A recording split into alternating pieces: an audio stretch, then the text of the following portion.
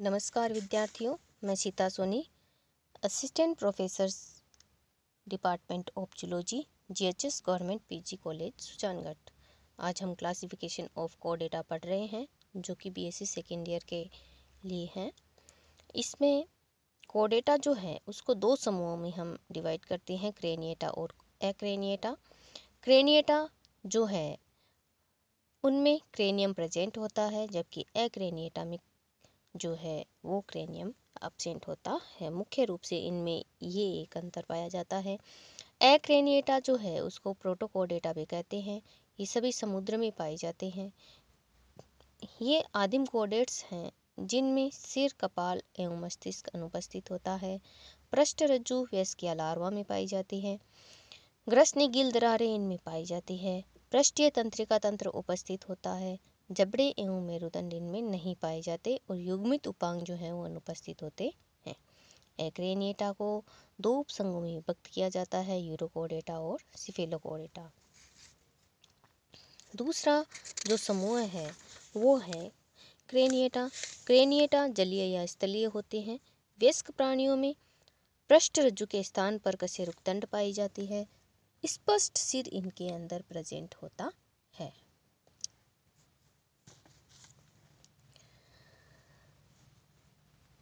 वास्तविक मस्तिष्क इनमें उपस्थित होता है और मस्तिष्क चारों ओर से कंकाल के बने खोल में सुरक्षित रहता है।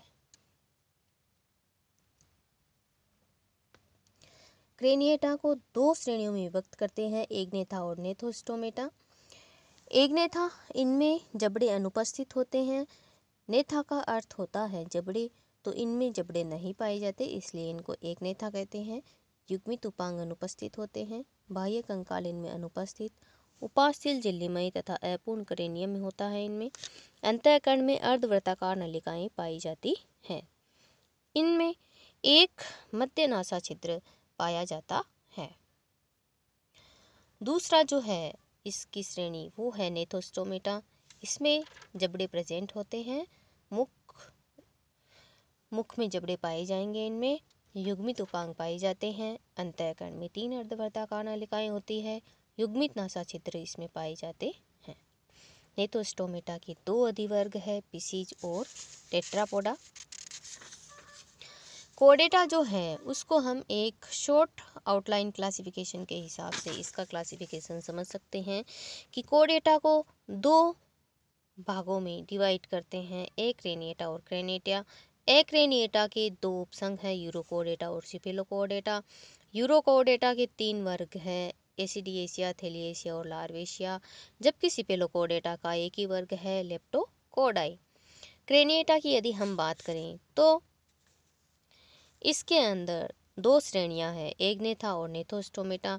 एग्नेथा जो है उसमें एक ही वर्ग है, साइक्लोस्टोमेटा, जबकि नेथोस्टोमेटा जो है उसको दो सुपर क्लास में डिवाइड करते हैं, टेट्रापोडा और पिसीज।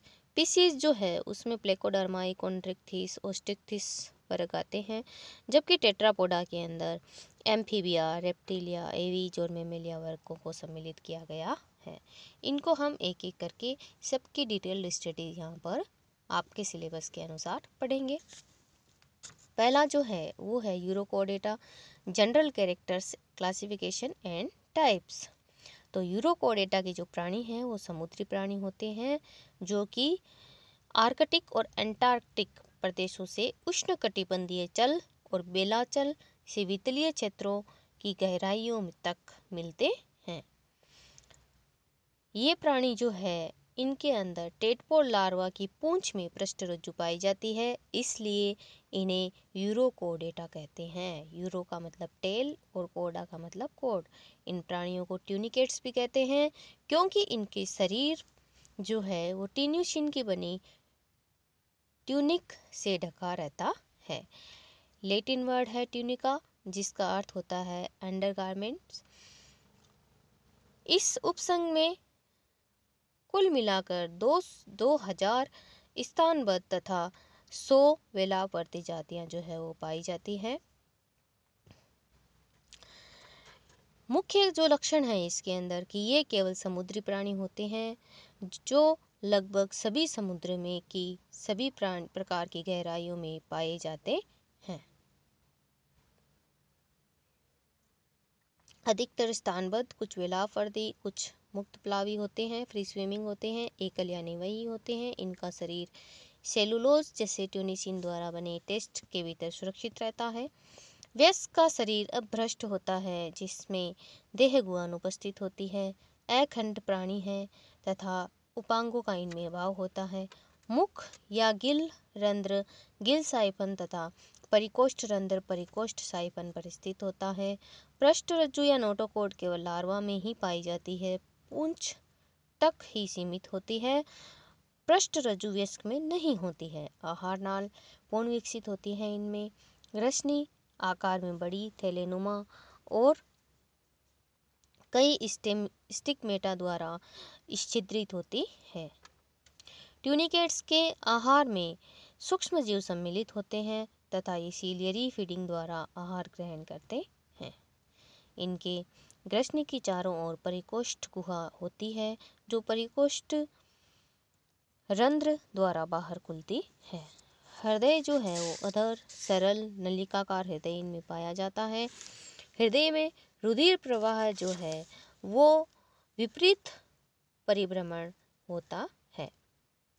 विशिष्ट प्रकार की इसमें वेनेडोसाइट कोशिकाएं पाई जाती हैं, जिनमें समुद्री जल से वेनेडियम ग्रहण करने की क्षमता पाई जाती है। तो वेनेडोसाइट कोशिकाएं इनका मुख्य प्रमुख गुण है। पृष्ठ खोखली तथा नलिकाकार तंत्रिका रज्जु केवल लार्वा अवस्था में पाई जाती है। वयस्क प्राणी का तंत्रिका तंत्र एक छोटे तंत्रिका गुच्छिका के रूप में होता है। जनन लैंगिक और अलैंगिक विधियों के द्वारा होता है। निवयी प्राणियों में अलैंगिक जनन मुकुलन के द्वारा होता है। अधिकांशतः यह प्राणी उभयलिंगी होते हैं। परिवर्तन प्रत्यक्ष तथा एक मुक्त प्लावी टेडपोल लार्वा द्वारा होता है। टेडपोल लार्वा में सभी कोर्डेटा लक्षण जैसे पृष्ठ नलिकाकार खोखली तंत्रिका रज्जु गिल छिद्र पाए जाते हैं। कायांतरण के समय तंत्रिका रज्जु एवं पृष्ठ रज्जु कोर्डेटा लक्षण जो है ये लुप्त हो जाते हैं। इसलिए ट्यूनिकेट्स में पाया जाने वाला कायांतरण रिट्रोग्रेसिव कायांतरण कहलाता है।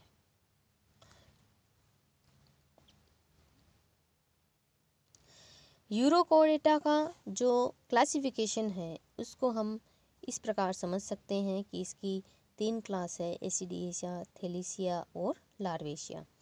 तो प्रथम क्लास है इसकी एसिडिएसिया। यह प्राणी स्थानबद्ध एकल अथवा निवयी होते हैं। टेस्ट स्थायी या चर्मीय होते हैं। इसकी वृद्धि प्राणी की आयु बढ़ने के साथ साथ होती है। परिकोष्ठ रंध्र पृष्ठीय होता है। ग्रसनी आकार में बड़ी होती है, जिसमें अनेक स्टिग्मेटा पाए जाते हैं। जनन लैंगिक और अलैंगिक प्रकार से होते हैं। निवयी प्राणियों में अलैंगिक जनन मुकुलन द्वारा होता है। लार्वा मुक्त प्लावी तथा पूंछ युक्त होता है। एसिडिया को 2 उपवर्गों में डिवाइड करते हैं, एंटेरोगोना और एप्लेसोब्रेंकिया। एंटेरोगोना का जो उदाहरण है वो है एसिडिया, सियोना, डायाजोना, पेराफोरा, कोरेला इत्यादि। और एप्लेसोब्रेंकिया का उदाहरण है क्लेवेलिना, डाइडेमनम इत्यादि। दूसरा जो वर्ग है वो है दूसरा जो इसका उपवर्ग है वो है प्लूरोगोना। प्लूरोगोना जो है इसके अंदर जो गण पाए जाते हैं, इसमें पहला गण है स्टोलिडोब्रेंकिया। स्टोलिडोब्रेंकिया जो है इसका उदाहरण बोट्राइलस और हर्डमानिया है। यहाँ पर दूसरी क्लास जो पाई जाती है वो है थैलिएसिया। थैलिएसिया जो है ये मुक्त प्लावी वेलावर्ती प्राणी होते हैं। एकल या निवयी प्राणी होते हैं। गिल रंध्र तथा परिकोष्ठ रंध्र विपरीत सिरों पर स्थित होते हैं। चोल स्थायी तथा पारदर्शी होता है। शरीर ढोलकाकार होता है। ग्रसनी में 2 बड़े या अनेक छोटे छोटे गिल छिद्र होते हैं। जननांग युग्मित होते हैं, अलैंगिक जनन मुकुलन के द्वारा, और पीटी एकांतरण पाया जाता है। थैलिएशिया के 3 गण यहाँ पर पाए जाते हैं, पायरोसोमाइडा, डोलियोलिडा और साल्पिडा। पायरोसोमाइडा का उदाहरण है पायरोसोमा, डोलियोलिडा का उदाहरण है डोलियोलम और साल्पिडा का उदाहरण है साल्पा। तीसरा वर्ग जो इसका है वो है लार्वेशिया। लार्वेशिया जो है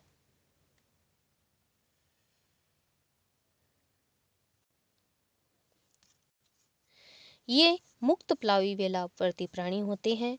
ये प्राणी चीर भ्रूणता दर्शाते हैं जिसमें लार्वा रूप जीवन भर बनी रहती है। चोल अस्थायी होता है, समय समय पर शरीर से उतरती रहती है और नई बनती रहती है। पूंछ पाई जाती है जिसमें पृष्ठ रज्जु एवं खोखला तंत्रिका रज्जु जो है उपस्थित होता है। गिल छिद्रों की संख्या 2 होती है। परिकोष्ठ गुहा अनुपस्थित होती है। गुदा शरीर की सतह पर अधर भाग में खुलती है। जननांग संयुक्त होते हैं अर्थात उभयलिंगी प्राणी है जिनमें कायांतरण नहीं होता। यह प्राणी दूसरे ट्यूनिकेट्स के लार्वा के समान होते हैं जिनमें पूंछ पाई जाती है। इन्हें अपेंडिकुलेरियंस भी कहते हैं। लार्वेशिया जो है इसके 2 गण हैं, एंडोस्टाइलोफोरा और पॉलीस्टाइलोफोरा। एंडोस्टाइलोफोरा का उदाहरण है ओइकोप्लूरा और अपेंडिकुलेरिया, जबकि पॉलीस्टाइलोफोरा का उदाहरण है कोवालेस्किया। इस प्रकार से जो है इसका वर्गीकरण जो है ये पाया जाता है और यूरोकोडेट्स का हमने आज क्लासिफिकेशन कंप्लीट किया है। Okay students, have a good day. Next video में हम इसके आगे क्लासिफिकेशन कंटिन्यू करेंगे। तब तक के लिए थैंक यू।